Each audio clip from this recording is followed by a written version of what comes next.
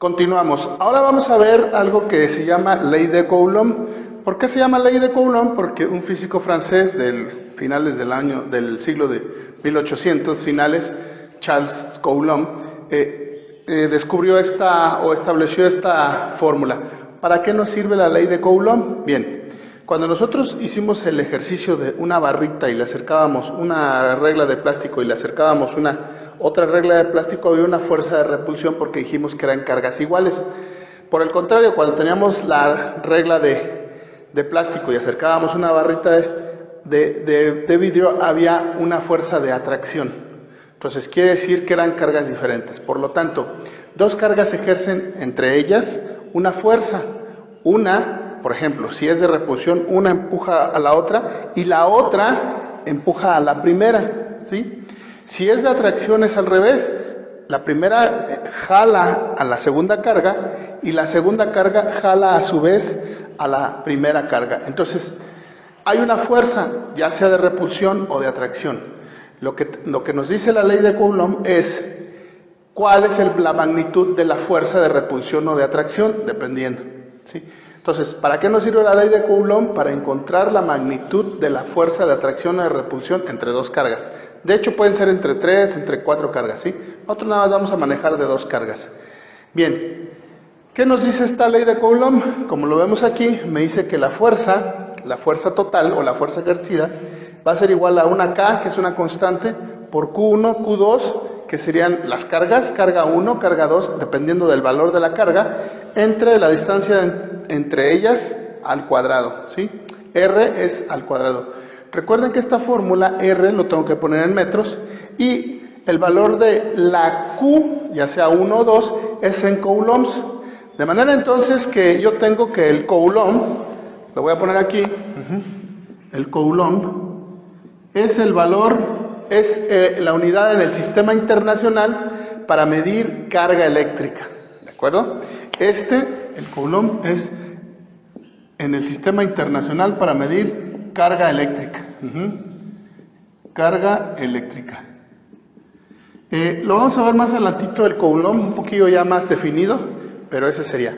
Entonces, por lo tanto, la constante K, una constante de proporcionalidad, es aproximadamente igual a 9 por 10 a la 9. Sí, es 8.988, pero dejémoslo en 9.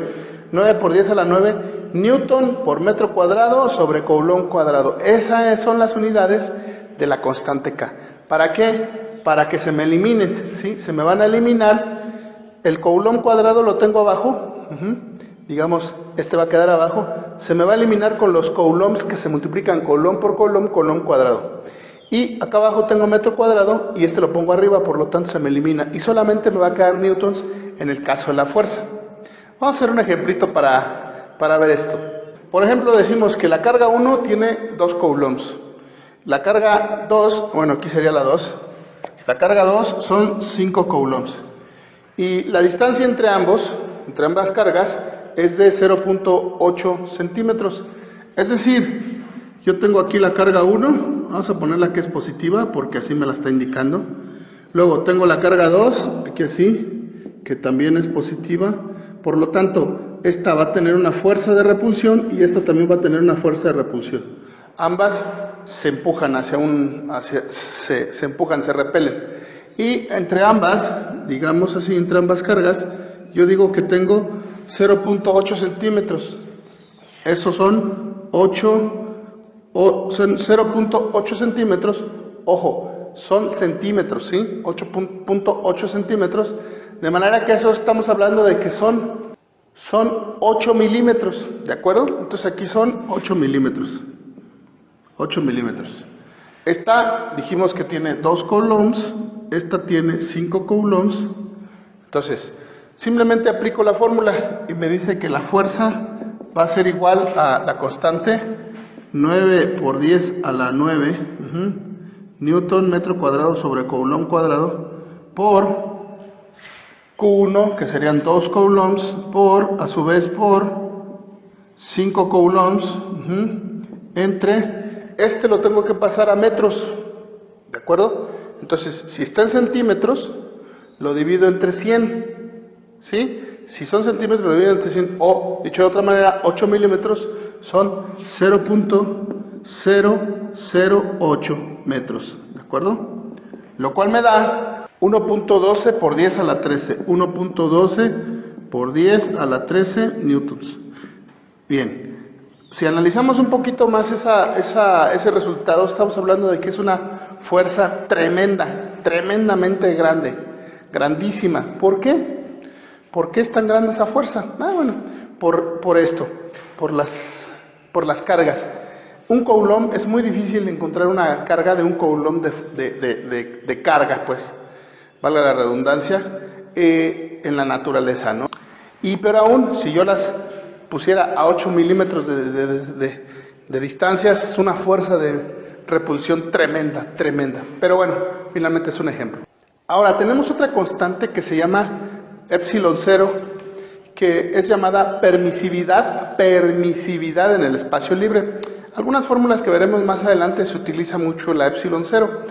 Ahora, la ley de Coulomb la podemos poner en función de epsilon 0. ¿Cómo? Pues simplemente decimos que epsilon 0 es igual a 1 entre 4 pi k. Si nosotros despejáramos k de aquí, me queda que es 1 entre 4 pi epsilon 0. Es la misma que esta, nada más que está en función de la constante k y esta está en función de la permisividad en el espacio libre.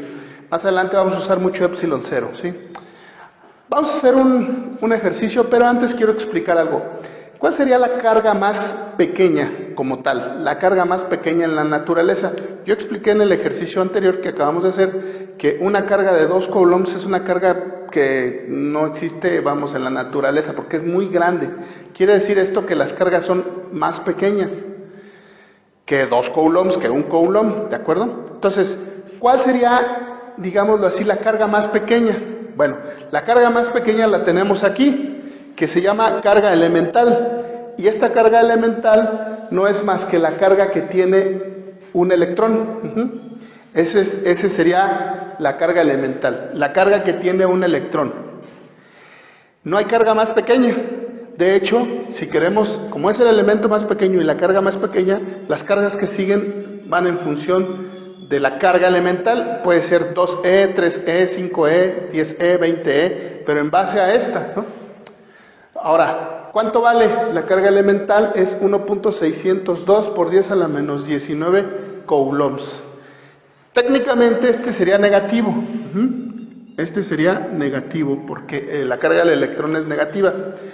La pregunta es, ¿y la carga del protón? Pues es lo mismo, tiene el mismo valor, solamente que es positiva, ¿sí? La carga del electrón es negativa y la carga del protón es positiva. En tamaño son diferentes, el protón es mucho más grande que el electrón, pero en cargas son iguales, nada más de signo contrario. Y el neutrón, como su nombre lo dice, el neutrón no tiene carga. Bueno, ¿cuál será la fuerza entonces ejercida, la fuerza total ejercida de atracción, porque uno es positivo y uno negativo, de un protón sobre su electrón? En un átomo de hidrógeno, que sería el base. Entonces nosotros tomamos esta, vamos a tomar esta, podemos tomar esta o esta, la que sea, y decimos que la fuerza es K, que sería 9 por 10 a la 9, 9 por 10 a la 9 newton metro cuadrado sobre coulomb cuadrado,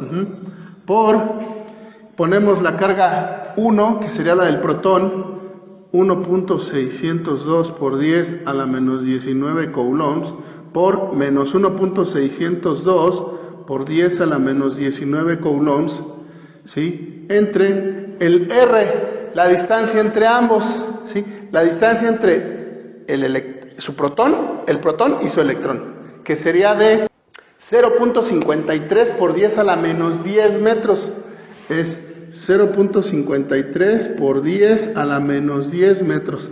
Es una distancia pequeñísima, pequeñísima. Pero recuerden lo siguiente, esta distancia, fíjense, va al cuadrado. Entonces la pongo esta a su vez al cuadrado. Y me da una fuerza de 8.2 por 10 a la menos 8 newtons, ¿sale? Esa sería mi fuerza de atracción entre un protón y su electrón. Es demasiado pequeña, sí, claro. Normalmente no son tan pequeñas las fuerzas, pero eso estamos hablando de una carga elemental, ¿vale? Vamos a lo que sigue. Bien, la ley de Coulomb aplica a 2, 3, 4, 5 cargas que interactúan entre ellas. Para poder resolver ese tipo ya cuando son 3, 4, 5, 6 cargas, necesitamos utilizar lo que son vectores, ir haciendo una sumatoria de vectores para encontrar la fuerza resultante, porque recuerden que la fuerza es un vector. Ya no me voy a meter hasta eso, simplemente lo dejo nada más con 2 cargas, pero recuerden pueden ser 3, 4. Ahora, por último, tenemos que las cargas, una carga en reposo y la otra en reposo es cuando aplico la ley de Coulomb. Cuando las cargas están en movimiento, se aplican intervienen otras fuerzas, ¿sí? Tal cual, u otros factores. En este caso, las fuerzas están en reposo, por eso se llama electrostática, porque estamos viendo cargas que están en reposo. Si esas cargas estuvieran en movimiento, sería otra cosa.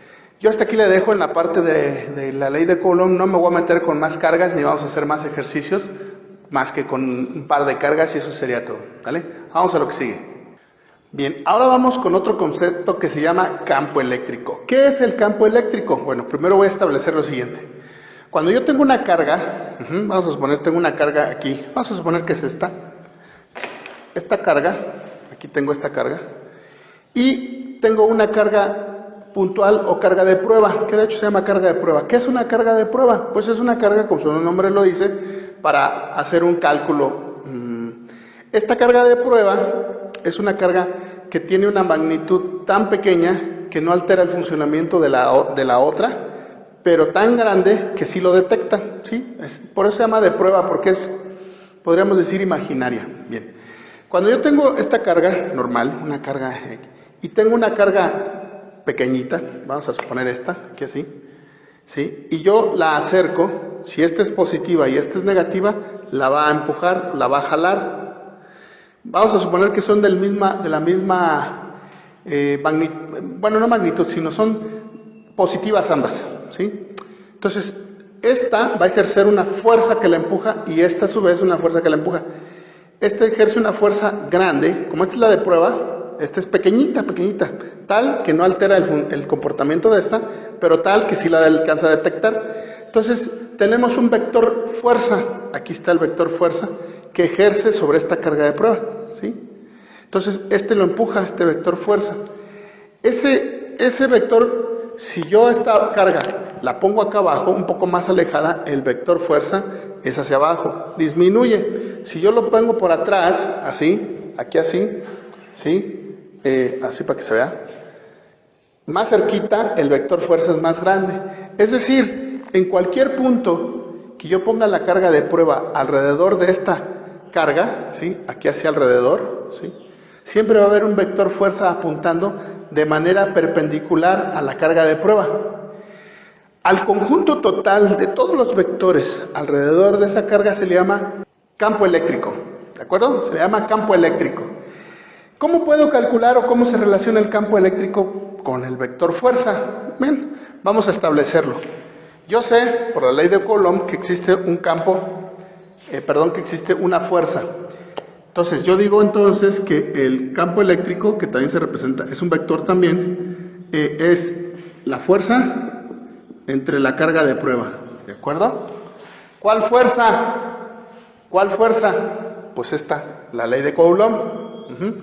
Es decir, aquí yo tendría que es K por Q1 por Q, que sería la carga de prueba, sobre R al cuadrado, entre Q. Si hacemos la ley de la herradura, se me van a eliminar esta Q con esta Q de aquí, ¿sí? De manera entonces que el campo eléctrico va a ser igual a K por Q sobre R cuadrada. Es decir, la constante K, que ya la habíamos visto acá, por la carga entre R cuadrada, ¿sí? Entre la distancia. Y la otra carga, dije que era una carga de prueba, nada más como para determinar eso. Esa sería la manera en la que encontramos un campo eléctrico. La pregunta entonces sería, bueno, profe, ¿y esto de la electrostática, estos de los campos eléctricos y esto, sí se utiliza, sí es aplicable? Sí, claro. Por ejemplo, las fotocopiadoras, las famosas llamadas fotocopiadoras de tóner, ¿sí? Las famosas de tóner. que se les mete los cartuchos, no es más que un pequeño polvito, así como talco negro, pasa un papel y dentro de la fotocopiadora, ¿sí?, carga el papel, lo carga en determinados puntos, los carga eléctricamente, de manera que cuando pasa por el tóner, atrae y se pegan las pequeñas partículas de polvo, nada más en donde está cargado el papel. De manera que cuando pasa, digamos que nada más estaba cargado eléctricamente una letra A. Nada más ahí se va a pegar el tóner, en el demás papel no, nada más ahí se pega y sale la hoja. Esa es como, digamos así a grandes rasgos, una de las aplicaciones. Vamos a hacer un ejercicio al respecto, a ver. Pues supongamos que una partícula de tóner, ¿sí?, que más o menos tiene 20 electrones o requiere 20 electrones para esa partícula tener una atracción. ¿Qué fuerza, qué campo eléctrico existirá entre esa partícula de tóner y el papel? Vamos a calcular eso. Sabemos que la fuerza tiene que ser al menos de 2 veces el peso. ¿Cuál peso? Al menos 2 veces el peso de un electrón. Entonces vamos a calcular el campo eléctrico, ¿sí?, el campo eléctrico que existe de una partícula de tóner a cuando se pega al papel. Veamos. Sabemos por esta que lo que quiero encontrar es que es la fuerza entre Q, entonces la carga. Es decir, la fuerza tiene que ser al menos 2 veces el peso, 2 veces mg del electrón. ¿De acuerdo? Entre Q, que es la carga de la partícula de tóner, y es de 20 cargas elementales, 20 E. O sea, aquí tengo 2 por la masa. ¿Cuál masa? La masa del electrón. Aquí puse el dato, 9 por 10 a la menos 16 kilogramos, por la gravedad, 9.8 metros sobre segundo al cuadrado, entre 20 veces la carga del electrón, que sería menos 1.602 por 10 a la menos 19 coulombs. ¿Sí? Voy a hacer esa operación, lo cual me queda menos 5500, me da menos 5500 aproximadamente newton sobre coulomb. Es decir, tengo un campo eléctrico de menos 5.5 por 10 a la 3 newton sobre coulomb. Este sería mi resultado. ¿Vale? Vamos a lo que sigue.